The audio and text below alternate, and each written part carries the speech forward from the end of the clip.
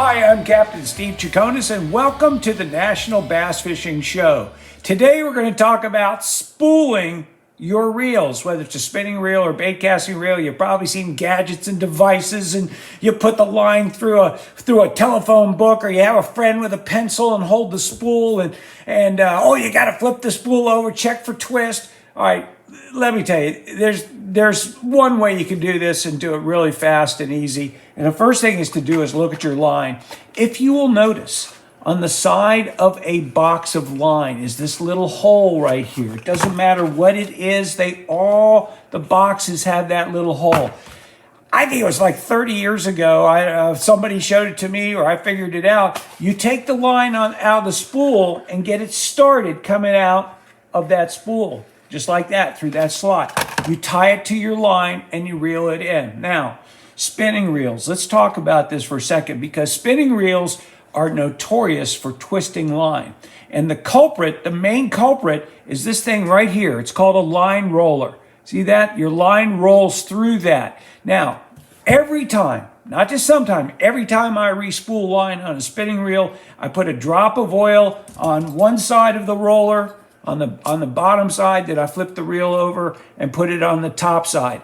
I put a little drop of oil there. I work it back and forth with my finger, clean it up with a little paper towel, and now I spool. I start spooling the line on. Now, before I actually use that spinning reel, most of the time that won't put any twist in it. Doing nothing else. But before I use it, if I do see some twist in it, I just let the line out behind the boat with no lure, nothing on there. Just let it out.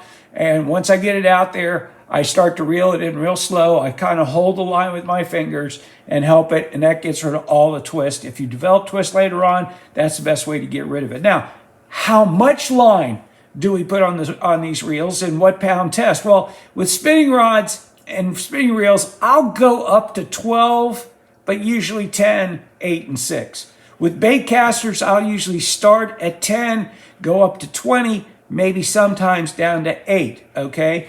Fluorocarbon doesn't like spinning reels. Fluorocarbon is great on bait casting reels. Braid has been a great deal for spinning reels, because you could put 15-pound braid and then change your leaders. And you end up never having to re-spool, never having to worry about line twist or anything like that. But how much line do we put on there? Well, what I generally do is I kind of guess, and I'll start putting some old line on the reel, on a brand new reel, put some old line on there, and then I'll spool whatever line I want to on top of that, whether it's braid or whether it's mono or whether it's fluorocarbon. But the key with braid is you have to do that. You have to. You can't tie braid directly to a spool.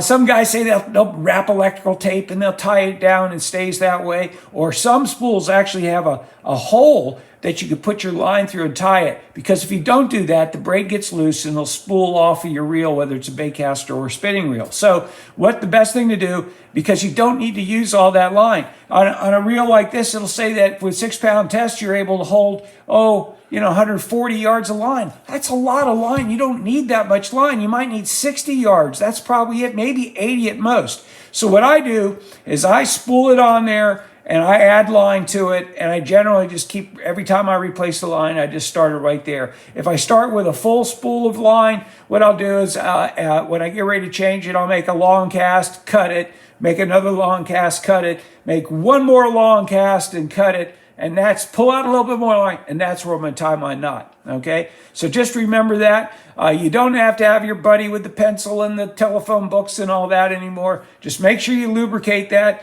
clean your line guides whenever you can, and go out and have some fun while you're fishing with fresh line as often as you can put it on there.